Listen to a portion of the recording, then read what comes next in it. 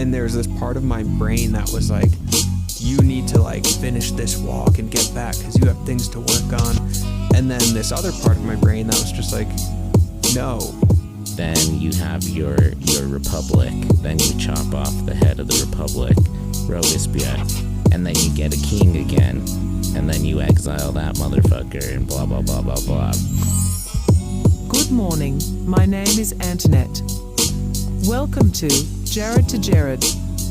On this week's episode, the Jareds will discuss Riddley Scott's Napoleon, starring Joaquine Phoenix, the Incel Revolution, the Galactic Plaza, timeline jumping, and much, much more.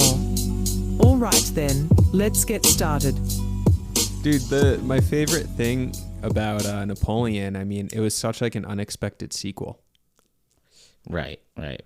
I think he'd go from such a small town to the ruler of France. Right, just this like weird Midwest kid with this like ginger afro and like becomes ruler of France. Like so unexpected.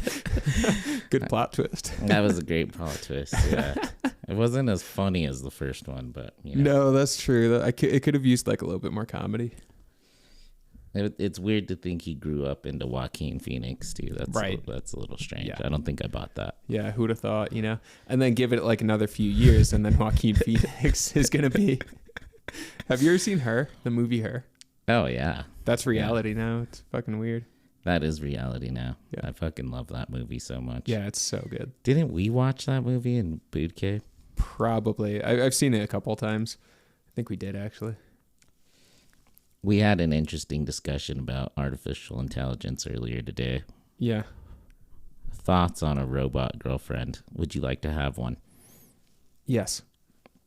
What are the pros? Are we going down this rabbit hole? I think we could touch on it. Let's touch on it, and then we'll get into the movie. Napoleon Bonaparte. Quick touch on robot girlfriends, and then we'll get into Napoleon Bonaparte. All right. Okay. So would I have one? Well, what kind of AI are we Would you like to have one? Are we talking... Or what are the pros of having one? Yeah, are we talking like a chat GPT girlfriend who just like you text with and can chat with, and as the technology grows, they send you these like cheesy videos or something? Or are we talking like Blade Runner, you know, straight up, or like Westworld, like, you know, androids like in your living room hanging out with you? I mean, those are two entirely different questions. That's what I'm saying. You know, because if I'm like in person with them, I think I'd be down. That sounds pretty cool. Yeah, that would be cool. Sounds kind of hot. Yeah, it would. But but the like texting, you know, like whatever it is now, you know, this exists. I don't They're like called replicas. texting. Not into it. Not Yeah. into it. I don't even text like my homies and stuff. Like, I'm just not a texter. I like talking on the phone. I'm not a texter though.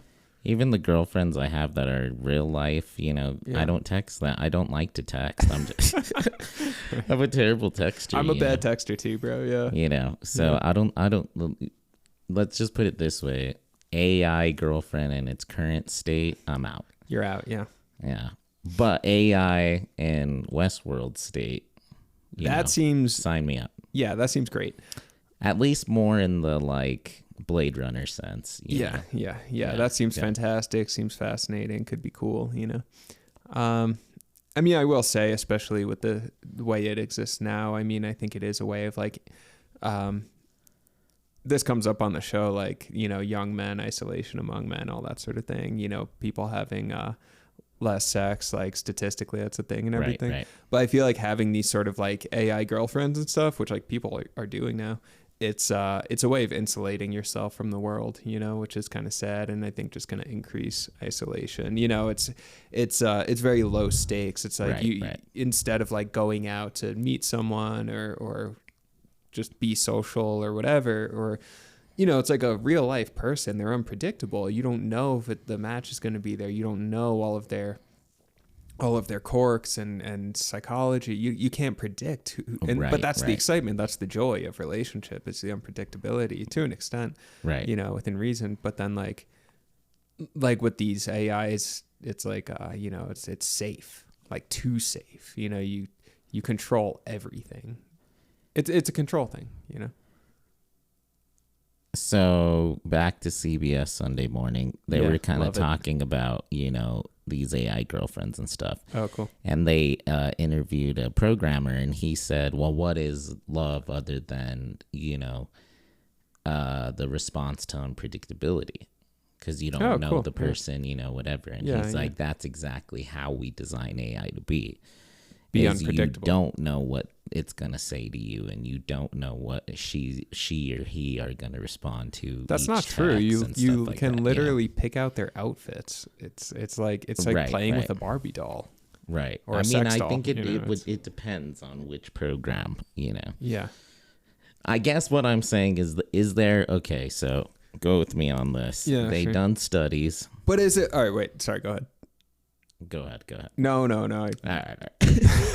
So they've done studies on, you watch a TV show or something like that, and they've done scans on the brain, and Sure. the same parts of your brain light up Right. when you're hanging out with somebody in person as to when you listen to, say, a podcast like Jared to Jared you're really familiar with. Yeah.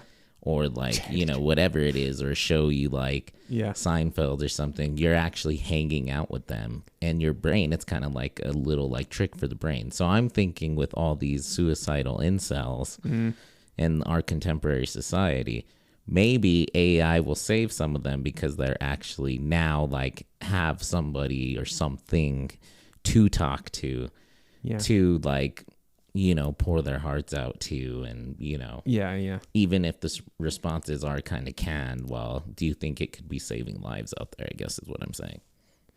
I'm thinking that the same people who brought us the loneliness epidemic are the same people who are claiming that the AIs are going to like help alleviate us within that epidemic. Right. And it's like, and that's the thing. It's the whole, we've talked about this before, but like how capitalism creates like the illusion of scarcity in order to profit off that scarcity, it's done that with like resources over the centuries and things like that. Right.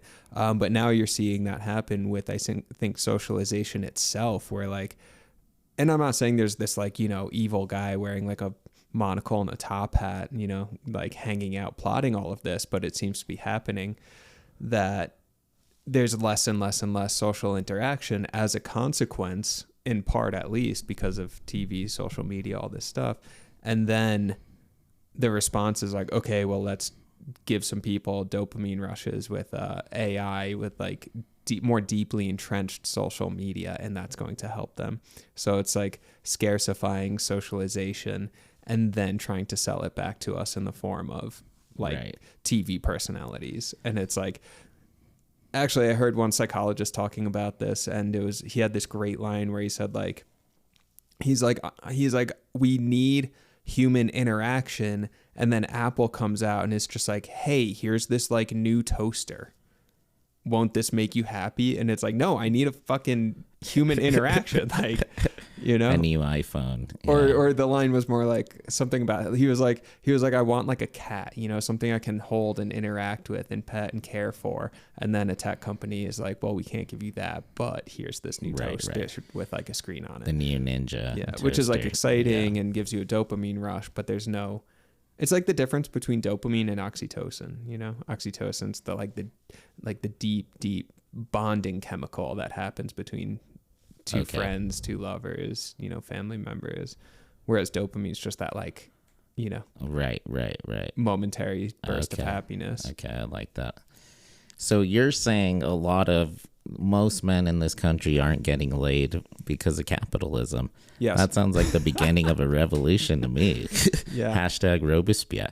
Yeah. You know what? And that actually, let's talk about, okay, that could be a cool framing to talk about Napoleon. Segue into Napoleon. Yeah, segue into Napoleon, because it starts off with the French Revolution, 1789, Marie Antoinette getting her head freaking guillotined, right?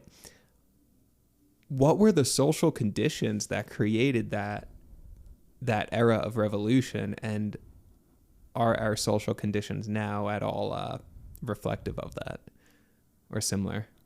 Well, we hit on one good one, which was beginning part of the movie is 41,000 freaking prisoners were released once Marie Antoinette's head was chopped off. Yeah. And we live in that society now. It's a fucking incarceration and industrial complex. We're making money off the bodies of imprisoning who? Mainly freaking minority men. Yeah. You know, as usual, per usual, exploiting the minority body, you know. Mm-hmm. And it's fucked up. It's fucked up. It's you know, classic freaking aristocratic France is what it is. Yeah, yeah. Yeah, so mass incarceration, vast inequality. You know, I mean, part of what was going on leading up to the French Revolution was pretty much just this like ridiculous spoil system where you didn't have to pay taxes if you were an aristocrat, if you were a royal. And then, you know, who gets to choose if you're defined as nobility is, you know, the king and queen get to say this person's nobility, that person's nobility. And they were just like handing out these like, you know, badges of nobility to their friends essentially, right? So all these people who are already hyper rich weren't paying any taxes. And then they're increasing the taxes on people who are living in poverty in order to pay for the decadence that the aristocrats were living in. And it's like, huh. That is literally what is happening right now. Like, literally, that's exactly what's happening, you know? Yeah. Oh, yeah. That's like the rich don't have to pay taxes, you know, they're living aristocratic lives. And you look at both sides of the aisle, you know, whether it's a Republican or a Democrat, they are living lavishly. Yeah. You know, a famous governor of New Mexico recently died, Bill Richardson. Uh-huh. And he was going to be in like in Bill Clinton's cabinet and shit, you know. Yeah. And they were talking about his estate sale that was happening. And the guy had like millions of dollars in pens, like Tiffany pens and like just like dumb shit, like freaking pens, like writing down a fucking ballpoint pens, you know. Yeah. Again, though, this guy was an aristocrat, you know, and he used to go all the time to freaking Sex Island with Bill Clinton. Oh God! And apparently, there's a story here in locally in New Mexico that he was overheard at a bar having dinner with what's the guy's name? Epstein. Yeah. And it was his idea. They overheard Bill telling him, "You should start an island."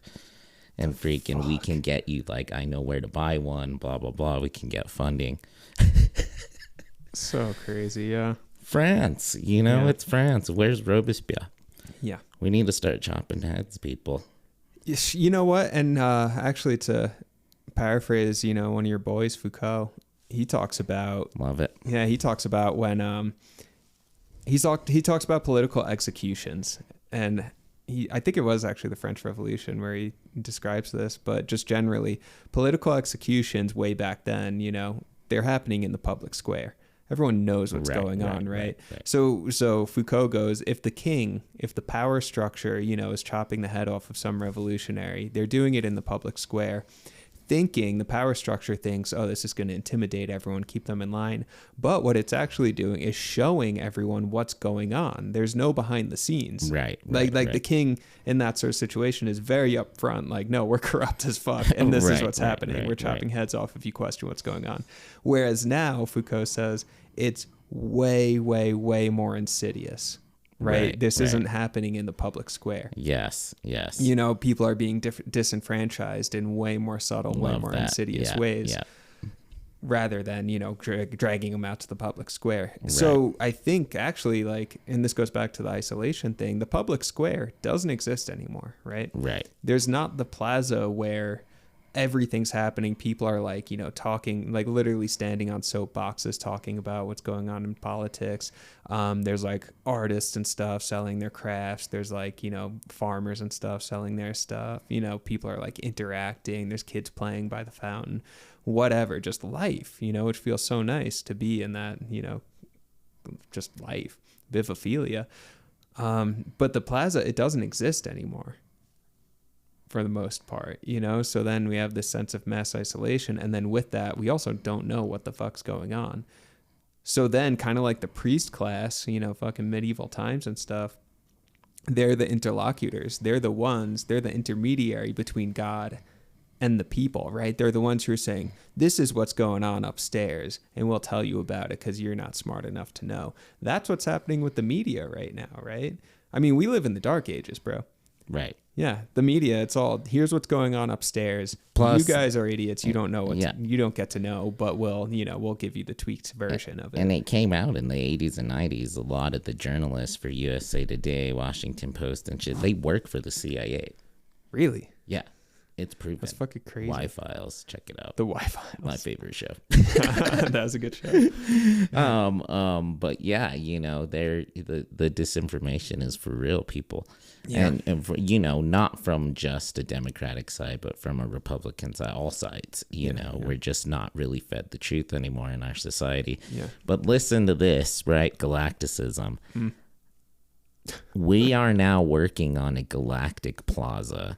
Yes, yeah, exactly. And I think this is being done through tech right now. You know, the Y-Files, it's not completely together yet. Reddit, Discord. Yeah. But and that's what I really love about Napoleon is it's a commentary on how everything is cyclical. You have your queen, chop her head off. Then you have your republic. Then you chop off the head of the republic. Yeah. Robespierre. Yeah. And then you get a king again. And then you exile that motherfucker and blah, blah, blah, blah, blah, right? There's always this sort of cycle. The Wheel of Fortune. Yeah. Yes, not one thing works. So back to our time, right? Right.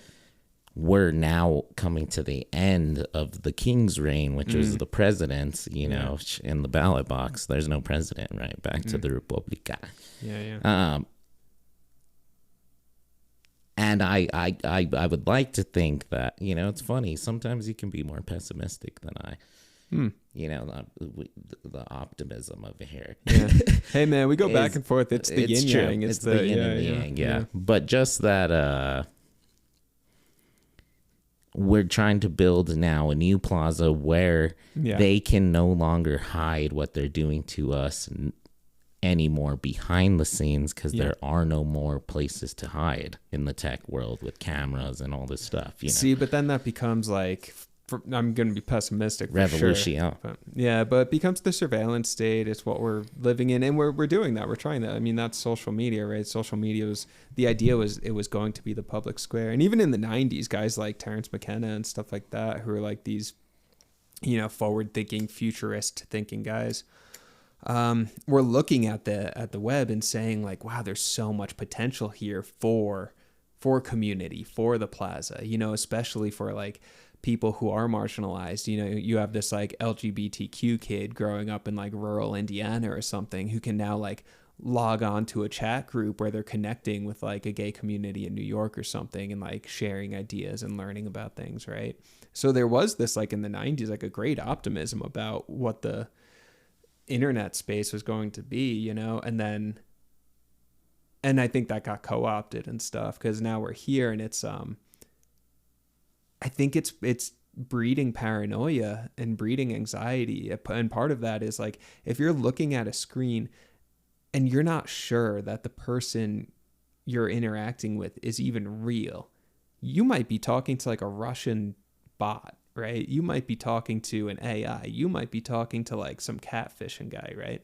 Some dude in a creepy basement, you know, wearing stockings on his face or something as he's texting you. You know, it's like we don't actually know who's on the other side of the screen. And I think, and there's no way to verify, right? And I think that breeds a sense of paranoia, you know, and I've thought about it where I'm like, let's say I'm like chatting on the phone with a friend or texting or whatever, right? Or just looking at a meme and I start laughing to myself, but I'm just sitting in a room by myself. I realized like historically, who's just cracking up to themselves by themselves in a room? Fucking crazy people, right? You know? And then it's like something in my brain when I'm doing that is like, wait, this is weird. I'm supposed to be like resonating with the other person's laughter or, you know, feeling the vibe or hearing the ways that our tone is kind of mimicking each other and stuff like that, you know? Okay. So hear me the out. point is like, okay, I think the web-based public plaza, is actually just breeding paranoia and anxiety. Okay. You know? So 2 things. Yeah. One quick comment. A lot of people laughing by themselves. Come on, I love it. I freaking love being grit. I love cracking up to myself. Probably people have been doing it forever. You'd think of something like, well, sure, yeah. oh man, sure, when I was like hunting that bear, I tripped and like it was and you kind of hilarious. giggle to I'm yourself, like, whatever. Yeah. Meshuggah almost fell off that tree eating that banana. That was Love Meshuggah, hilarious.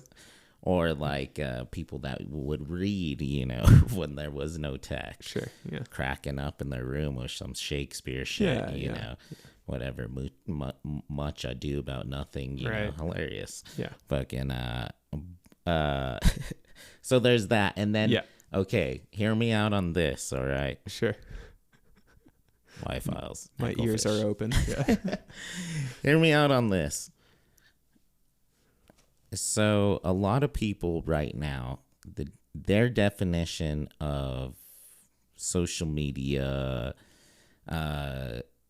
internet-based connections, right? Yeah. Is based upon a really like hilarious like macro viewpoint of like Facebook still matters and like Instagram, like we're millennial, like people don't even log into Facebook anymore. They've been bleeding users for years. If it wasn't for Instagram, it'd be MySpace, right?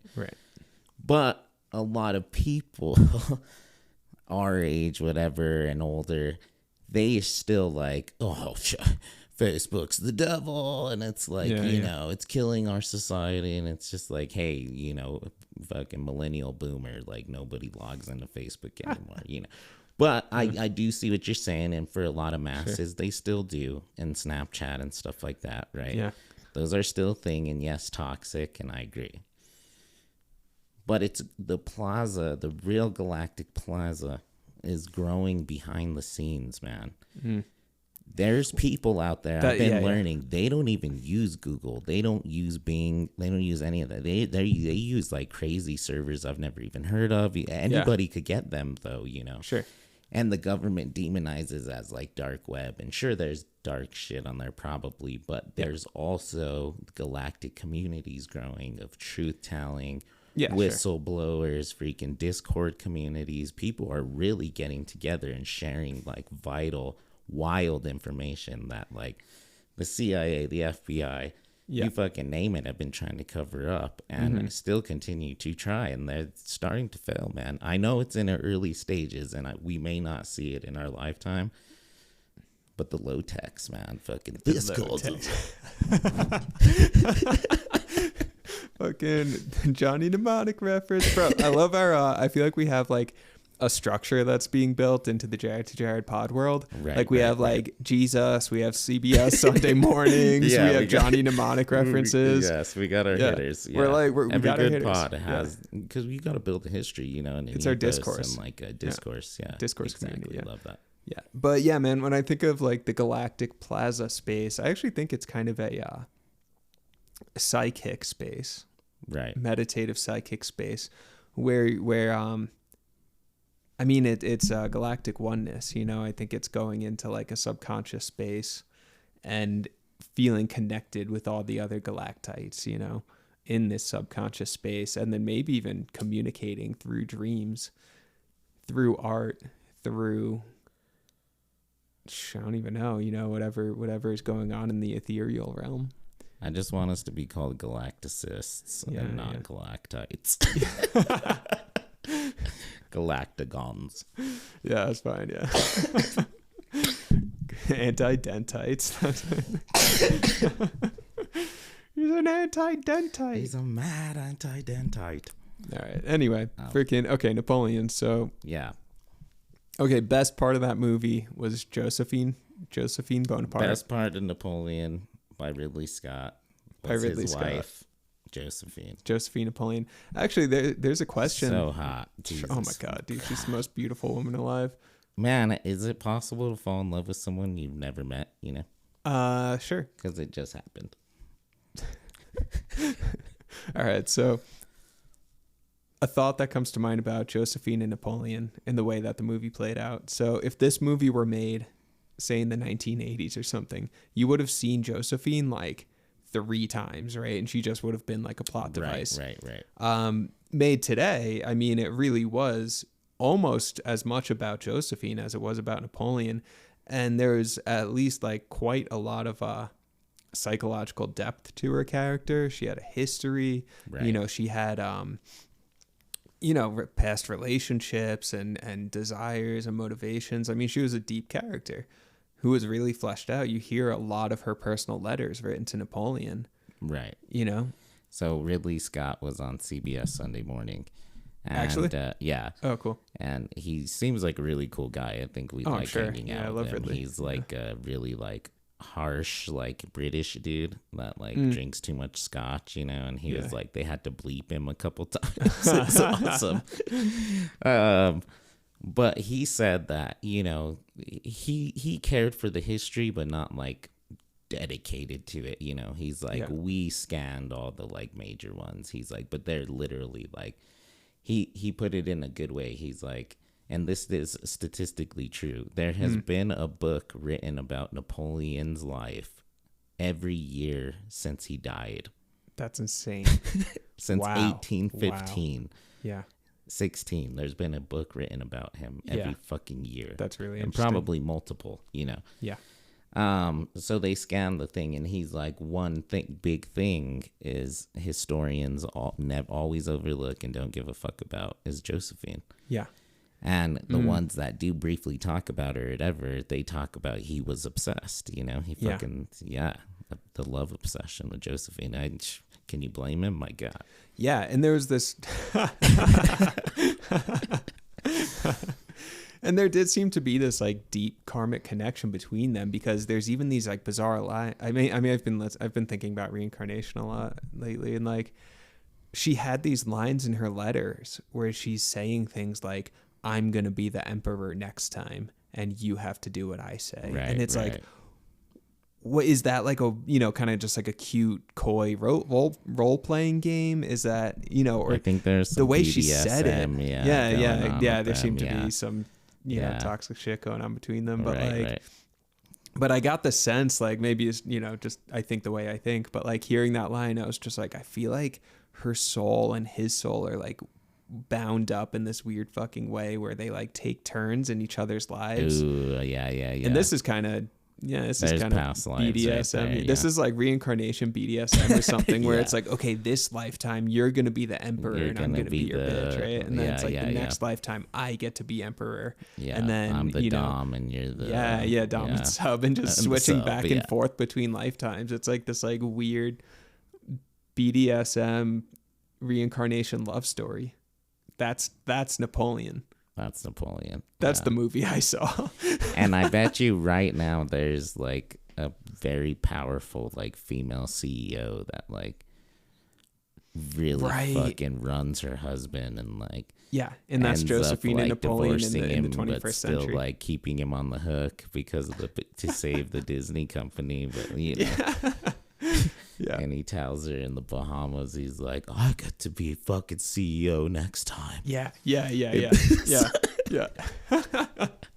Love that. Y-Files. Love it. Those scenes are fucking funny though, where like, I mean, Ridley Scott was definitely hinting at, you know, a lot of like dom sub play going on between them, which was, I mean, and I think that's part of what made that movie feel like it had depth, you know, much more depth than Killers of the Flower Moon, was like you get into the characters' backgrounds, you get into their psyche, you know that there's all of these like different creepy quirks and desires that they all have, because you have those scenes where Napoleon's like whimpering like a puppy on his knees in front of her and just like weird shit, you know, which like who knows if Napoleon actually did that, but you know, apparently he was quite obsessed with her, and this was a fun way to depict that. I did like the like how they would even yin and yang the roles too. Yeah Where he would have to dominate her too sometimes, you know. Right Also the most hilarious, like, I would never want to have sex with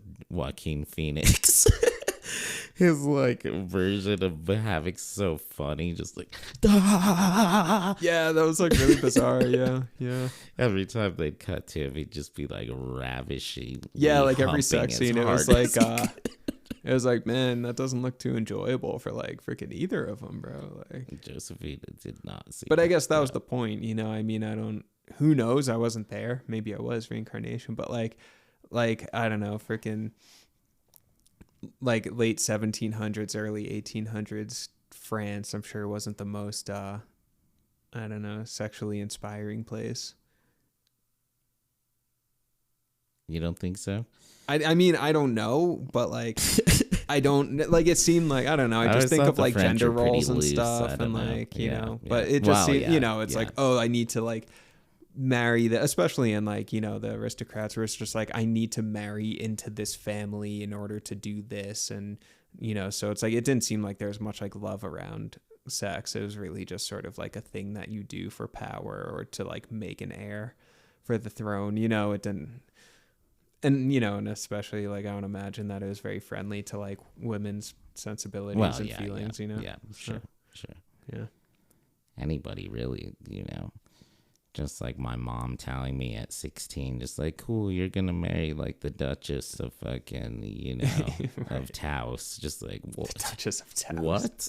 Love that chick, bro. don't Duchess know of what. Taos. Yeah. No way, man. She's busted. And I heard some really bad stories about her. I know they're true, but Right. wrap it up with that one. So, you know. Yeah, but I don't know. Overall, interesting movie, and not to like conclude. I'm not trying to like conclude the conversation yet, but just thinking like the more I talk about, the more I like actually enjoyed the movie. You know. Yeah. Well, you know, we're trying to give ourselves like a final conclusion, like an overall thought. Yeah. And on a scale between Killers of the Flowers Moon to Johnny Mnemonic, Killers being 0, Johnny Mnemonic being 10, the best. Yeah. It was probably like it was a solid 5 for me, like four Agreed. and 3/4 of 5. I'd give it a full 5. You It know, was a right in 5. the middle. It Like was a there were 5. parts where it was like It's a soft landing 5.5, yeah, maybe. yeah, sure. There's parts where it's like maybe kind of boring or just sort of dragging on, but I mean, for the most part, yeah, it was good. And I mean, the art direction and costume direction was amazing. I was saying this to you in the car, but like Right. I felt like they did an incredible job just like matching the history and art history and doing the like Rococo stuff and then seeing how that faded out once the 1800s hit. Like just the costumes, like so ornate and beautiful and weird. It's a very specific culture and period in time, you know, and I think they did a fantastic job of capturing that. So I just realized too why it's better than Killers 2, so much better. Is though most of the characters weren't fully fleshed out necessarily In Napoleon. Yeah. They did fully flesh out and build a sense and an emotion around their relationship with Josephine. Yeah. And it wasn't even really his battles or anything. Actually, I think they skimped on his battles. As I was saying, the only cool like tactic you see is from the Duke of Wellington. But really, Napoleon was one of the greatest tacticians like ever. But the movie wasn't really about that. Mm-hmm. And it owned that, though. You know, it was authentic to that. It was like, listen, this is like essentially like a freaking historical like period romantic drama. Yeah. Essentially, you know, and they built it and they dedicated to it. And it's like, listen, you failed on a lot of things in this movie, but you did that right, you know? And I like felt that. So that was good. Yeah, for sure. Definitely. Yeah. And honestly, just the sense of history again. I mean, it really just blows my mind thinking about like individuals' experience in history. And I think that's where I find history interesting, isn't just like this battle happened here and then this person took over here. It's the individual's experience of that history, you know? I mean, and again, that character Josephine, where she was saying how when she was imprisoned during the French Revolution and she had to get pregnant within the prison in order to, you know, not be executed. I mean, that's like, wow, there's a lot of psychological depth there. You're like survival mechanisms. I mean, who is this person? Where'd they come from? How did that experience impact their life later on? I mean, you know, there's a lot there to be said. Yeah, I would say to that, too, that though Scott wasn't dedicated to it being like completely historically, like this is a history, like, you know, historically accurate. Yeah. What he did dedicate to the histories was very interesting. Yeah. Like yeah, he definitely. picked and chose very well, like Yeah. the aesthetic, Mm-hmm. that, you know, the change of period, like you're talking about, Yeah. and also like, you know, the interesting, like I like those ending facts that from the time Napoleon was born to the time he died, 3 million people died because of him. Yeah. Yeah. That's absolutely That's fucking unreal. crazy. Yeah. Seeing that too. I mean, the history. It's like, what the fuck, bro? It's like these characters. You know, these characters in history, and even today, it's like, you know, Right. who are Cortez. creating the game board and destroying it, and just like have this level of power that, you know, they're making decisions that impact the lives of kind of everyone. You know, I make a decision, and right now that's really impacting. Well, actually, it goes deeper. I mean, it depends on what level you're looking at. If you're looking at a superficial level, I make a decision and it impacts like 3 people, you know. But if you go deeper than that, you know, I mean, the decisions I'm making today are going to impact like generations down the line, you know, if you go a more microscopic view of it. Yeah. But I don't know, but having that level of power where it's like 3 million people lost their lives because Right. of you. Right. It's like, Right. what the hell? What is that? Well, How come I'm not Napoleon and you're not Napoleon? It's funny. Why I was are we just like normal telling dudes? a homie over there at the store. I was like, man, after watching Napoleon, I was like, man, my life was like so boring. And he started cracking up. Yeah. He's like, no, man, it's different times. And then he's like, no, me and you would still probably be like you, the boring teacher, and me, like the boring shop owner, like No, medieval times. Yeah, Just like, exactly. Yeah. I know, but talking to each other, just like, Yeah. did you see that newspaper print of Yeah. this guy Napoleon? He's Yeah, taking exactly, over the yeah. world, man. What? Yeah. We're so boring blacksmiths over here, you know. Yeah, I mean, yeah, statistically, we would have just been like peasants, like Right, just right. doing whatever. Yeah. Which, I mean, that's true today too, right? I mean, you know, there's a few people who are like, I don't know, the rulers and stuff, and then the rest of us are just kind of like peasants, Right. you know, in that bigger historical perspective. Timelines are interesting too. There's another time traveler that rode into Art Bell, and Sick. yeah, won't get too much into his story, but a lot of his explanation of timelines made a lot of sense. You know, it's Yeah. just there's really an infinite number of timelines, and they're all happening all at the same time. You know, and depending on what decision we make, we lay off threads of time. You Yeah. know, extreme cases of this is man, they had such a good one, but I'm just thinking to myself now, you know, an extreme case of this would be like, let's rush to the movie right now. Yeah. And then like, nah, we better not. And then it's like, let's wait like 10 more minutes. Wait 10 minutes, leave your house, fucking run over somebody. Okay. Yeah. Yeah. Just You how, know, like, timelines it's just split like off. timeline split. Like if Yeah. you would have left 10 minutes ago, you wouldn't be like, have just killed somebody and now are like, might go to jail for manslaughter because you had a pint before the movie and now you're freaking out. And you know what I mean? There's just like an infinite number of things that could happen at all times. Yeah. Speaking of like Napoleon's birth, like Right. Neil deGrasse Tyson freaking show trillions and trillions upon billions and billions of it, like the chance of us even being born Yeah. is beyond measure. Mm-hmm. But yet he was born, fucking took over the world, wasn't killed, somehow became a captain in the French army, Yeah. and you know the rest. One thing that struck me among the hyper wealthy of, you know, in the context of the movie, you know, freaking Versailles and Paris and stuff like that, but just the hyper wealthy, hyper successful, probably of any period, is the fragility of their egos.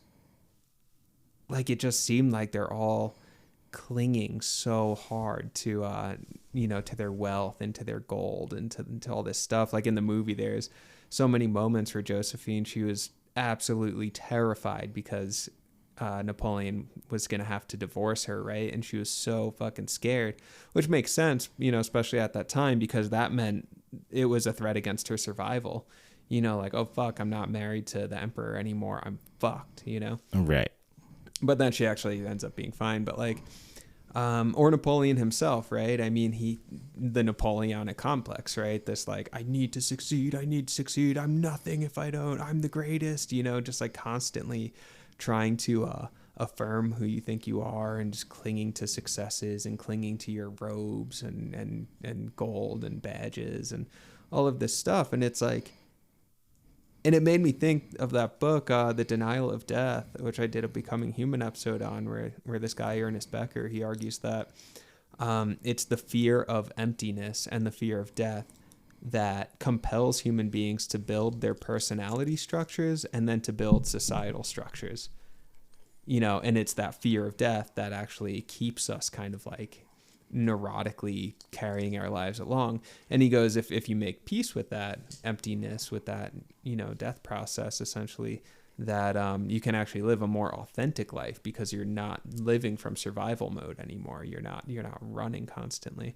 But I saw that so much in Napoleon, where it's just like, dude, like, chill the fuck out. Like, you don't need to be emperor. It's okay. Like, you're okay. It's you're okay. The universe loves you regardless of your successes. It's fine. Go sit on your exiled island and just live peacefully. Chill the fuck out. It's also kind of crazy though that they do, like, yes, he's delusional and he's is narcissistic and he is like fighting for power and stuff like that. But like, for some reason, Joaquin made me believe that he and all humans do this. We convince ourselves that we're doing something for a righteous cause. Yeah, right. I was doing this for France. Hitler I never wanted to do Hitler this. thought Hitler was a good guy. Right. And I think he legit like didn't think about becoming the king until that dude told him. And like wasn't really thinking about that necessarily. I think he was just like a weird autistic dude that was like going to sleep during a battle and like had something, like critically wrong with his psyche. Yeah. And he just like liked warfare, he was just one of those weird, like crazy genius dudes that was like obsessive compulsive or something, right. But like wasn't necessarily, I never really saw his personality as like liking to be aristocratic, or he didn't fit in at the, when they jumped him at the court. Right. Like he was clearly different than everybody else. He was like wearing a uniform, and they're calling him basically like a French redneck, Yeah. Just like, oh, he's just a brute from Corsica. Like, and he could, exactly. That's what they always call him, the Corsican general, because Corsica was like the ghetto, back then. Yeah. And like, Alabama or some shit. Right. And, I think he was just like, he accepted the power. And of course, ultimate power corrupts, whatever the hell the saying is ultimately. But, I don't know if that was necessarily his goal to begin with. I think he just wanted to be like a successful dude in like warfare, and he had like crazy anxiety, and then he'd black out and like murder a bunch of people, Yeah.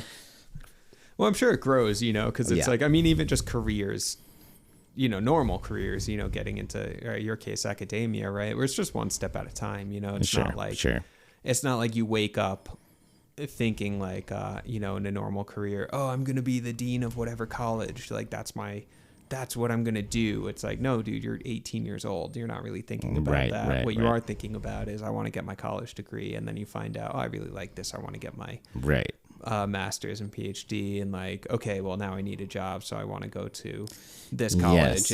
Well, now that I'm here, I do want to keep growing because that feels good. So now I'm head of the whatever department. Little micro causations and branching out new timelines, that lead to something. Yeah, and it naturally grows. See, and I saw that in him. He was like, would stutter. He had the weird way of talking. I did like how Joaquin would do that, like out of the side of his mouth, kind of like clip lip, short dude. Yeah. Like, he probably was like, you know, rejected in society when he was younger, no matter where he was, you know, in society. And then he joined the army, French legionnaires, freaking probably some captain really like took a liking to him because he figured some really cool thing out at a battle and like at a training. And then he's like, probably felt good about himself and was like, cool, like I'm good at this. Yeah. And I was really scared, but I overcame my fear in training, and then boom, we went to, you know, next thing you know, he's fucking Napoleon, you know. See, yeah, I like the way you put that, because like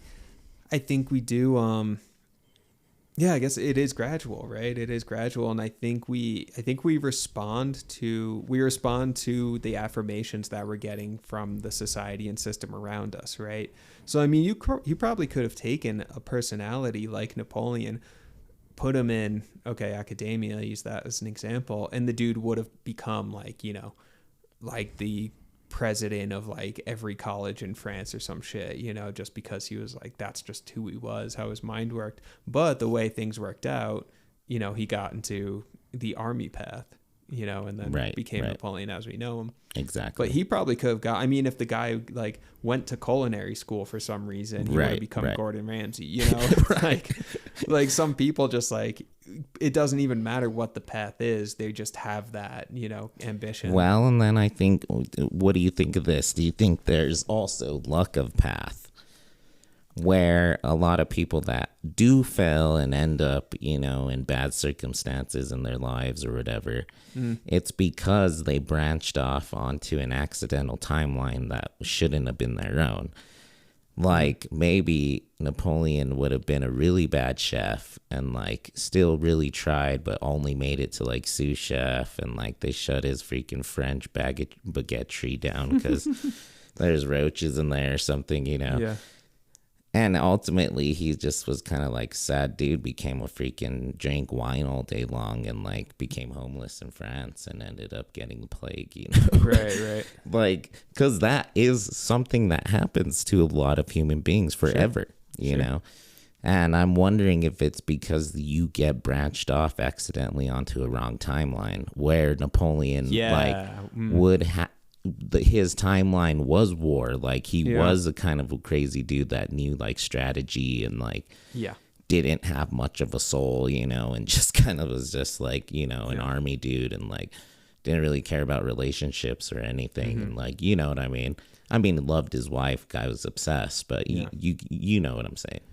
Yeah, I hear you. And as you were saying that, like something that came to mind was I feel like life craves truth and authenticity, but then we end up getting on the wrong timelines, almost as a response to you know, I don't know, not as a response, but sometimes we just get on the wrong timelines, and that there's falsity there, and then you don't succeed. So I'll use myself as an example, right? Okay, I come from a family of police officers, right? Now, if I'm just not a police officer, never wanted that path at all, it wouldn't have made sense. Right. But let's say for some reason we own the night. Love that. Another Joaquine movie. Yeah, really good one too. Dude, that line when his dad's like, "Are you doing drugs? I told you not to ask me that." Oh, so good. Yeah, it was like me getting like caught with weed in high school or something. That was just like Jare that one time yelling at John. So funny. But yeah, so like, all right, let's say I got onto the timeline where for whatever reason I felt maybe pressured or something to like go into the force, right? Try and become a cop. And I had this compulsion where I was like, I need to do it. I need to succeed. I need to become lieutenant, then captain. And I just wouldn't. I would fail. Right. Even if I pushed really fucking hard, I think ultimately I would fail, because as much as I ignored it or suppressed it, there'd still be that inner truth that was just like, I'm going to obstruct your path because this isn't the right path. It's not the right timeline. And even if you tried to be good cop, the systemic way policing in America is built, you'd never be able to be one. It just wouldn't make sense. Yeah. Like, don't, you know, it would be like You'd get fired. yeah, all of the, like, you know, They'd be like, oh, you don't want to stop families and give them $180 tickets, Yeah, 10 yeah. to 10. That chick I took out, that was a cop. Yeah. Their quota is 10 tickets a day. a day, really. Yeah. Wow, that That's sucks. fucked up. Yeah, but yeah, so in that example, like, I think our inner truth speaks, right? And if we're Right, not right. living in alignment with our inner truth, then it obstructs our path, and then is like, what do you do? Why are you trying to climb the, like, precinct ladder? Because you just are in the wrong spot. Stop. And it's going to obstruct you, and you're going to resist that obstruction until at some point you allow the flow of life and your inner truth to take over, and then you say, okay, fine, you know, I've put all this time and effort in but to being a cop, but now I'm going to go do something else because it's in more alignment with my truth, right? And then in this you know, imaginary life for myself, then I would switch over to something that's more authentic and more alignment, and probably succeed way quicker, because then it's like your inner truth isn't getting in your way anymore, because you're doing what your inner truth is asking you to do. So I got a true story for you here. Nice. Hell yeah. All right. Young man, nice man in Albuquerque, you know, 20s. Yeah. You know, normal looking guy like me and you, whatever, you know. Yeah. Long hair, freaking Johnny Mnemonic style, just Hell yeah. like Sounds like a good dude. Yeah. yeah, gets into the like live like, you know, in like I think Midwest, and got into the art program at UNM. So he goes to UNM, and you know, his family had been pretty conservative, and he was really against that, you know, he really was. And he was just like artist kid, you know. Yeah. So he loves sports too, so he ends up getting a job as like a concession worker at the Isotopes. Oh, cool. Yeah. And he ends up meeting this girl there, and she's sort of like, you know, homegrown Boot Kenya type girl wearing baseball cap, Isotopes cap at the park, you know. Yeah. Yeah. She works there as well.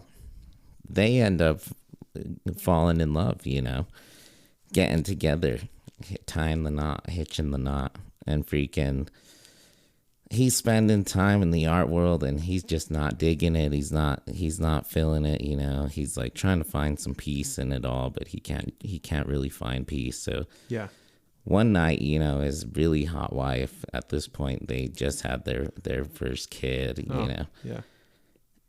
She's like, you know, threatening to leave him because they just don't really have anything, and he's really depressive, and he's not there and present, you know. Fuck the money regardless, he just wasn't there. So he ends up getting a job as an APD. Oh, wow. Okay. Yeah. Yeah. And he's like, don't leave me, like I'm gonna change, like I'm gonna do something different, I gotta do something. So he becomes a cop Yeah. in fucking the craziest town in America, you know. Yeah. Yeah.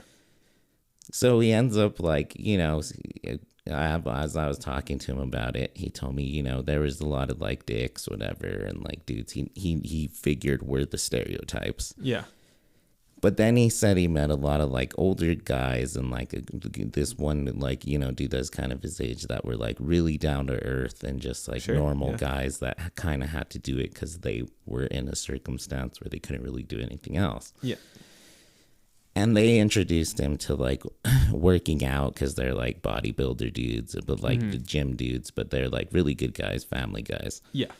And actually turned out to be like nerds, you know. Yeah. Sure, We do things for girls, and the only people we impress are other dudes, you know. But it was like a nerdy thing he got into. Right. And now the guy's freaking jacked, man. I'm talking like Arnold Schwarzenegger looking dude. Yeah. He's won some competitions. Like, he feels great. He's always posting cool stuff. He makes a lot of money. He has 3 kids now, 3 beautiful daughters. Yeah. His wife, still hot as ever. They live in like Texas now. And, you know, last I talked to him, he said like that change in his timeline was the best thing that ever happened to him. I love that. See, and that's kind of like the reverse of the one I explained, where it was like, and that's the thing. For some people, it is authentic, right? I mean, for some people, like, they think they're supposed to be like an artist or something, but then it's like, no, bro, you actually, like, if you release to your path, you actually are supposed to be like a cop or a firefighter or work in the corporate world or something like that. We own the night, you know? Yeah. And that's cool. And that's great, you know, cause like, that's the thing. I think so much for me, it's just like inner authenticity and aligning with that. And if you're doing that, great. I mean, someone could be whatever, you know, it's like, I don't know, just be some like bro-y guy who's working on Wall Street. But if that's their authentic truth and they're like finding success there and raising a beautiful family and stuff, it's like, hell yeah, do that. And living healthy, like going to the gym and like, you know, eating good and like not partying like excessively, you know, being millennial alcoholic, right? Like, you know, what's up, bro? Like taking their family on vacations and stuff, you know, shit, man, you know. Emerson was always down for a new dream, you know. I love Emerson. I think he was, because every night awakened. We go to sleep and dream of you. You know, I want to get those tattooed. Nice. Yeah, dude. Freaking side comment. Doing all the Buddhist stuff, I'm fully convinced that people like Emerson were just like deeply awakened people who just happen to be in this culture instead of like Japanese Zen or something. They're, you know, they just happen to be like American dudes who are like tapping into the same thing, but, you know, doing it from their angle, which is so cool. Right. But, okay. So what's your inner authenticity? Have you had that experience where like life kind of crumbled a little bit? You know, you got like, many there's times. Some obstruction, but then it put you on the correct path. Are you on the correct path? Many times. Are you on the Napoleonic timeline? I think here's the funny thing about time is no matter which line we're on, we're always thinking about another timeline of what could have been. It's sort of like the grass is greener, right? Yeah, that's there. Sure. You know, that being said, I have had massive moments of trauma or having to deal with shit in my life where a world crumbled, you know? Yeah. And at one point almost became, you know, was making $8,000 a week in the market, you know. Oh, yeah, I forgot about Wall Street, Jared. Almost became. That was a cool period. Tom Cruise and Cocktail, you know. But then realized that was a job. I was like, I didn't go to school for freaking 14 years to be a philosopher so I could freaking be a banker, you know. Yeah. And like, came back to my own timeline, which was, you know, academia, creativity, you know, doing this pod, writing books, reading books, whatever. Bro, the case, I feel like you like jumping timelines, though. I feel like you get. I'm a timeline jumper. Some people are time jumpers. Yeah, because like in the time that I've known you, there's been a lot of different chapters. I mean, there was Wall Street Jared. There's academic scholar Jared. Yes. There's band Jared. Band Jared. Yeah. Pod Jared, yeah. I feel like there's been a few others too, and there's some that are like brief. Oh, there's Casino Jared. Yeah, that was another chapter. Yeah. Crack the case on roulette. On roulette. Yeah, that was sick. Yeah, I think you're a time jumper, but it seems like we've always talked about like the time stone, you know. Yeah, you do have the time stone. You're a time man. Maybe I have the illusion of living so much time because I literally jump timelines for a moment for a while, and then I come back to my timeline, so it feels as if no time was lost. Your relationship to time is different than other people's relationship to time. Absolutely. Yeah. It baffles me how people like their interpretation of time. It always has. I just don't get it. Yeah, you get like really pompous. You're just like, oh, you're like not a time jumper. Like, thought you were cool, but you don't have a time stone. No, I just like I don't know what people do. Like I swear to God, I have this theory where a lot of people just like stare at walls for long periods of time. Because there's literally nothing else to do. They stare at their phone for a long period of time. A lot of people tell me like, it could be a phone, you know, whatever it is. But I like, you know, like one of the girls I dated at Albuquerque, she would always be like, so scheduled. It's scheduled. And she would like tell me about like, this is what's happening at 6 a.m. and this is what's happening at 8:30 a.m. Yeah. All the way until she went to bed, you know. Yeah. And the schedule wasn't busy at all. And it was just like, wait a minute, these are all just like normal things. And it's like but you can't do all this other shit. Because like, and she's like, there's just not enough time in there. And I'm just like, what do you do? Like, I just feel like there's so much freaking time. Well, there is. Yeah. I mean, and that's the funny thing. I think, I don't know. Yeah. I think there's this, especially like in our modern society, it's so complex. We're so busy, you know, there's like, everyone's on a time crunch all the time. Like when I talk to my friends, like in the Northeast, New York, it's like way more busy than New Mexico. It's there's always this sense of just like strain and stress and like we need to like get this, then do this, and then do that, and it's just like, well, why don't you guys just sort of like breathe for a minute first? And then it's like there's no time because like I need to do this, and then I need to like sit in traffic, and then I'm gonna have to get gas, and then I'm gonna have to like go pick this kid up, and it's just like, you know, they're just like, I don't know, it's like just overwhelmed with lack of time. Right. But you know? Then it's still not even that much. Like, we that back to that girl, we used to compare days, and she would like mine would be blown, just like, how did you do all that? Yeah. And it's not like I'm trying to inflate my ego. I'm just saying, like, no, sure, yeah. Part of my whole entire story of my day included playing Xbox for 2 hours. Is this like Hagrid and how much do you sleep? Are you sleeping 8 hours? Oh my god, I sleep 9 to 11 hours every night. That's wild. Freaking love it. I'm a goddamn, you know, and that's the thing is I'm multitask a lot. I'm sleeping 11 hours. I'm reading books. I'm writing books. I'm editing podcasts. I'm grading. I'm teaching classes. Raising a kid. Yeah. Still have time to play video games and shit. And I would talk to like, you know, like some of these old like friends or girlfriends. It's like, you don't have no kids, you don't have nothing, and you're too busy to like do all constantly like do. Right. It's like, what do you do? Yeah. Like there's, I don't know. There's just like a lot of time. I off subject kind of. I heard a good quote about like parent time. Where days go by like hours and years go by like days. Days go by like hours and years go by like days. Yeah. Like it just goes by fast. Or like, days go by like years and years go by like days. So like your days are long when your kids are young, but your years are short. You look back and it's just like, holy shit. Dolly's already 9. Oh my god, you know, like where did the time go? Right. But like during the days though, it's long because you're with your kid and you're raising a kid and all the fun stuff that goes with that, you know. Right.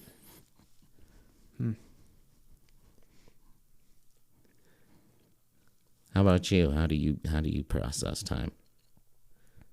Well, depends. Depends on I don't know. It's changing. My time stamp is changing. Because I've gotten caught up, you know, during grad school and stuff. They're like, I'm so busy. I need to blah, blah, blah, blah. Which I honestly, I realized the other week, I think, we were texting. I was going to come down for Napoleon, but then I pretty much said I'm too busy.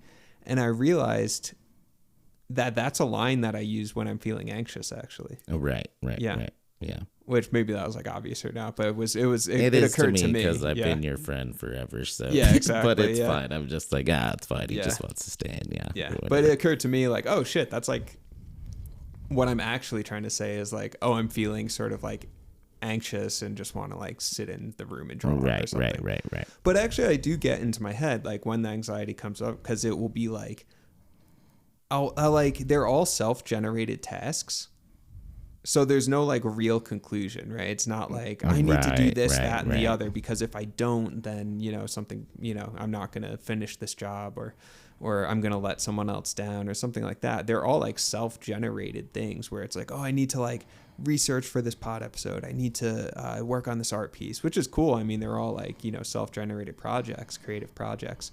but sometimes I put this self pressure on that it makes me feel over busy and then takes a lot of the fun out of those projects Right. too, you know? So I think that's something that I'm like bringing awareness to, and like, okay, well, hey, it's cool. You don't need to like make fake deadlines for stuff. It's okay. Like take your time. Right. It's you're not in a rush. It's okay. So You'll get where you're going. So what I'm gathering is my whole life, everybody tells me they're busy because they don't want to hang out. Probably. Yeah. They're just rejecting me. Or they're just like Only person wants to hang out know? is Hagrid, you know. Oh, No, I'm just kidding. Yeah. I mean, that makes a lot of sense too, you know. Yeah. And you know, I have a funny relationship with anxiety. Yeah. Like I feel like I get it, like, you know, occasionally, and like, you know, but I just process it like Napoleon style instead of like being like, I'm not gonna do this. I'll just be like, look like I'm asleep at the battlefield, like, you know, with a cleft lip, just like, is that dude okay? Yeah. But you know, maybe that's it. Is just a lot of people like have to schedule in dealing with anxiety. You know what? And I think, okay, so there's ways to cut it, because like in one way, like I do like just like having projects and shit, you know. Sure. So there's that, and I do like, you know, having time and space to work on these projects. But then, yeah, it's when I'm feeling anxious that it's like my mind starts to create reasons to feel anxious. I think emotions sometimes like serve to perpetuate themselves, where like if you're feeling anxious, if you're anxious, you then breed situations for yourself that increase the anxiety. Right. Whereas if you're feeling like open and loving and caring, that's going to like create behavior that then creates more conditions of openness and lovingness and caringness, you know? Right. Which is interesting how I think emotions do that. They like self-reproduce. Yeah. You know? So there's that. But then like I think through the meditation stuff, I have been coming more in contact with this sense of like deep presence and patience around that, where it's like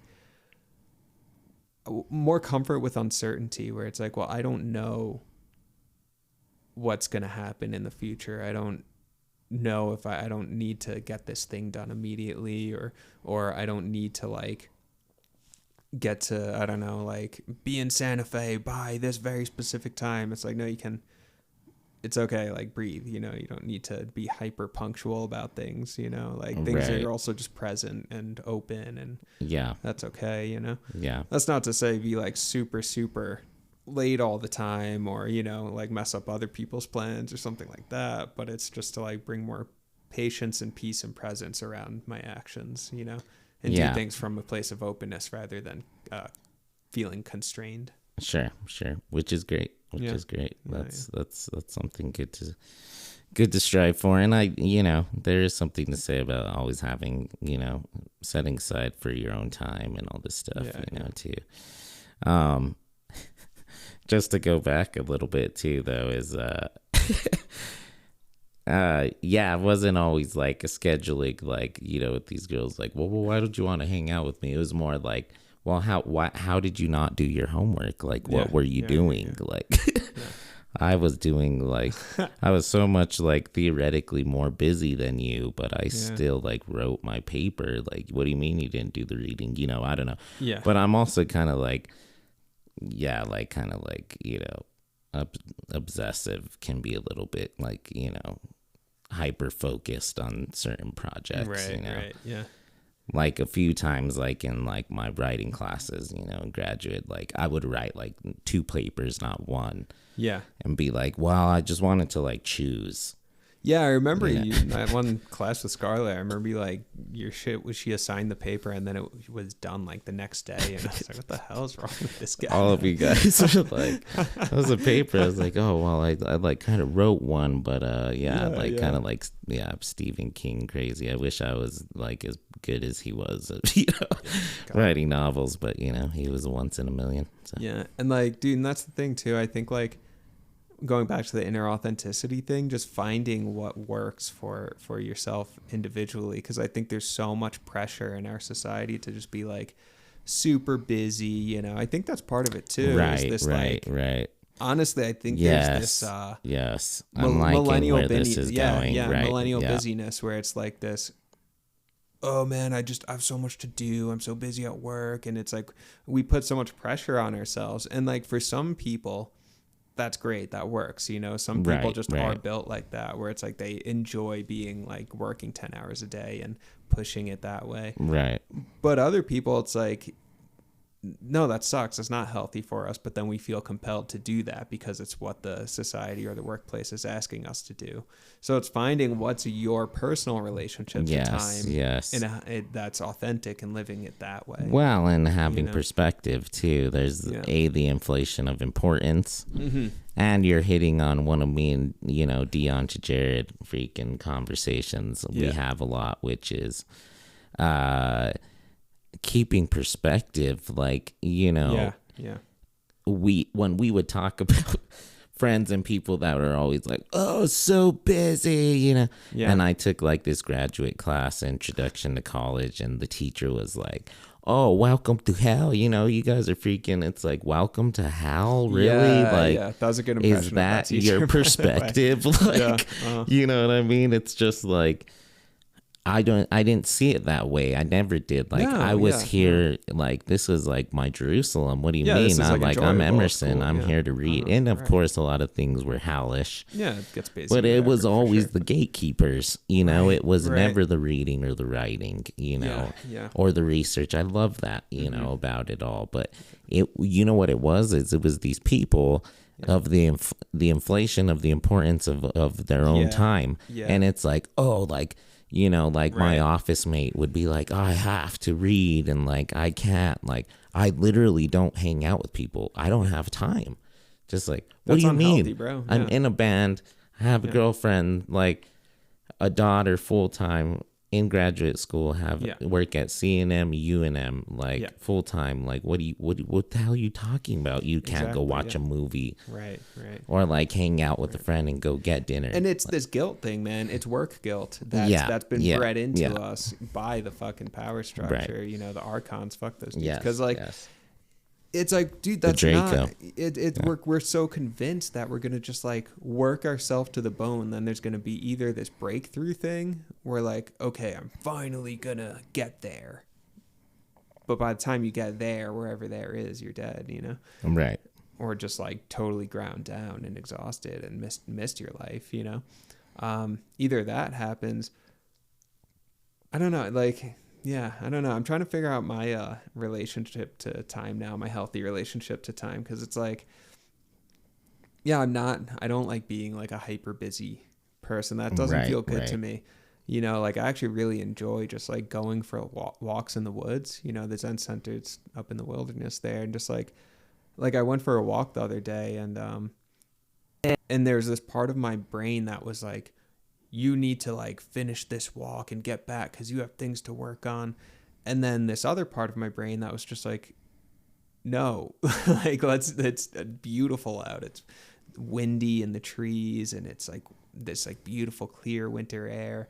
Keep going. So then I turned right to go deeper into the woods, and then I come across this like clearing that I never found yet. And then sat against this tree and was like overlooking this expanse, up in the mountains up there, and like just sat against this tree, feeling the tree, against my spine, feeling, like my spine is a tree too, and just feeling the tree sway in the breeze and pushing against my body, and just looking out at the clouds and thinking about Emerson as I'm looking at the clouds, and it was like, oh, right, this is it. Like, this is it, Like, I don't need to be somewhere else or, like, get something together or, like, figure out my future. It's just, like, it's just this. It's just that cloud.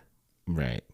Beautiful. It was a beautiful moment. And I think, like, that's more my relationship to time, where it's getting to be, like, I just like hanging out in the present, and that's fine. I like not being busy. I like having time to breathe. I like having time for spontaneity, you know, not so much schedule, some schedule, but not too much, you know. Well, that's one reason I didn't take, you know, major crazy promotion recently is because, you know, it was a financial gain, but it was a life loss, you know, it was a time loss, you know, a major, you know, life change and time loss. And that's just not worth it to me to go back to one of my favorite movies of all time, A River Runs Through It, you know.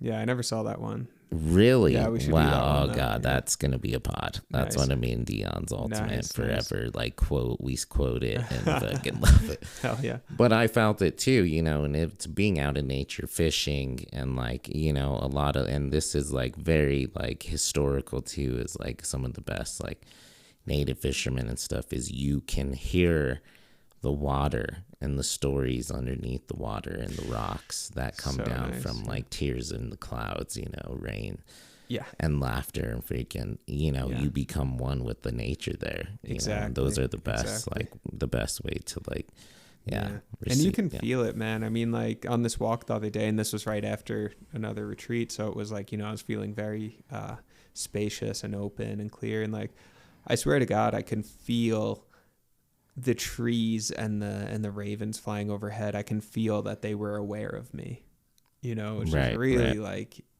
wow. 'Cause I know that I'm aware of the trees, right? And this felt like a next level in the, this like meditation process that I'm doing. But, you know, I've always been pretty like open and connected to nature and stuff. So like I'll go out in the woods and like I can feel the trees. I can feel aware of the trees, right? But it was always I feel aware of the trees, right? But this time I go into the woods and I can feel the trees' awareness of me. I can feel that the trees were conscious of my own consciousness and like, oh, that bird also sees me, which it does. It's a freaking bird, you know. I mean, the trees you can be like, oh, that's like woo woo and stuff, but it's like, no, the bird's like a living being with eyes and shit, and that bird sees me as it's flying overhead because birds have incredible eyesight. It's like it's aware of my existence, you know, and feeling that I'm one time I saw about a 4-foot crane. Oh, cool. And in the Chama Canyon. And I couldn't catch a fish for anything that day. I think I've told you this story. And that little bastard, he freaking came up next to us. Neither of us had caught a fish. Stared at us and freaking dipped his long neck into the water and grabbed a fish immediately. And I swear he like shook his head at us and quacked. Like he was laughing at us. Was totally, like, you fucking stupid humans. You don't know how to fish, you know. And it flew off with his badass trout. Like not scared, not nothing. He wasn't spooked by us. He was laughing at us, but he knew he was there. But it was like, it wasn't like, you bastard bird, but it was cool. It was like a fun interaction with an animal, you know. Just like, like, I mean, Grid too, right? Right. Oh yeah, of course. Yeah, you know, it's like, love Grid. Yeah, it's like these creatures are so conscious of us. Or I went on another walk in the woods, and like it started getting late, so it was getting dark. And then Boo, the Great Pyrenees, who lives up there, I swear to God, this guy came into the woods looking for me because it was getting dark.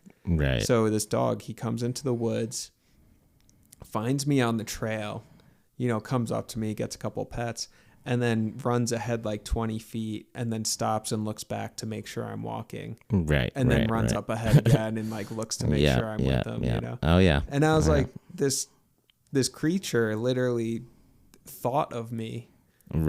Came to the woods to find, was like, oh, I saw that guy. I don't know. I'm going to go out into the wild. I saw this guy leave at sunset. And they're pack animals, you know. You got to take care of the pack. They're very family based, you know, Fast and the Furious dogs. So that's why I love them. Drinking Coronas. But to bring it all back to Napoleon. I think one of the detriments to people in life like that is when you are given a throne of power or the responsibility of an army or president of your company or whatever the fuck it is. is you can no longer sit down and metaphorically smell the roses and feel the trees and go fishing, and because it's back to Foucault too. It's power over life, and I actually like kind of feel bad for dudes like that. They're just like, your life is gone.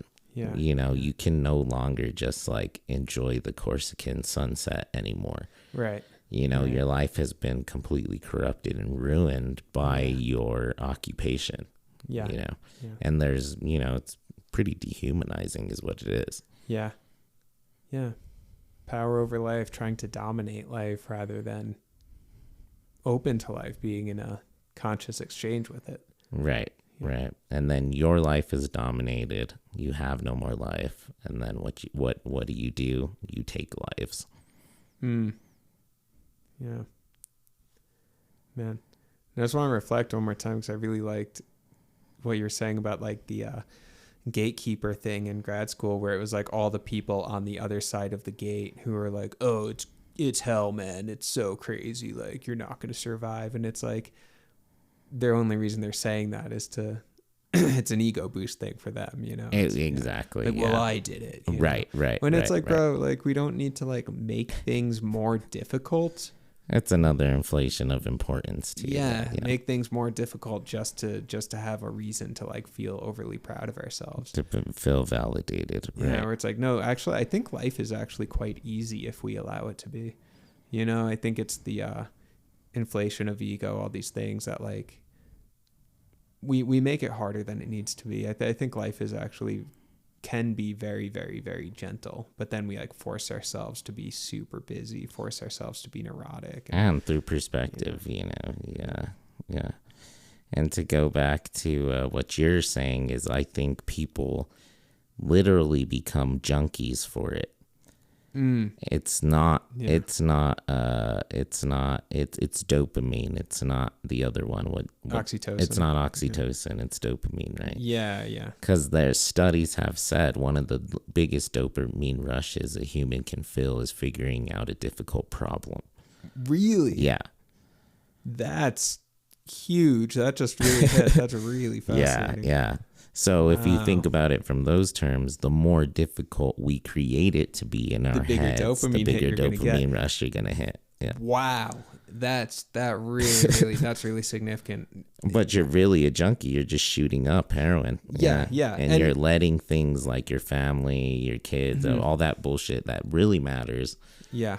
You're letting it go by the wayside. Literally creating bigger issues for yourself, right? So that you can get another hit. Yeah. Get that hit. And that's the thing. It's the approach to life as a hit, as, right. Or like a, orgasmic climax thing where it's like, I need to get there. Junkie. And then you're have, junkie. Yeah, exactly. Yeah. The junkie approach to life. And you look at those teachers and stuff and generals and captains and CEOs and presidents and deans, they're junkies. They are. Yeah. Welcome to hell, baby. Yeah, let's go. Woo. Yeah. They're ready to jump off a mountain, because it's like, we're going to put like our sleep at risk. We're going to like put our families at risk, our mental health. We're going to be and receiving 187 emails. Let's go. Yeah. And when we like do psyched, it, we're going to fucking relish in it because of the dopamine. And I'm going to get my giant check and I'm going to go fucking Which is also dopamine. Yeah. Which is also dopamine. Wow. On behalf of the Jareds, thank you for listening. Follow and tell your friends about the show. The guys will be back next week, and always remember, courage is like love. It must have hope for nourishment. Take care of yourselves.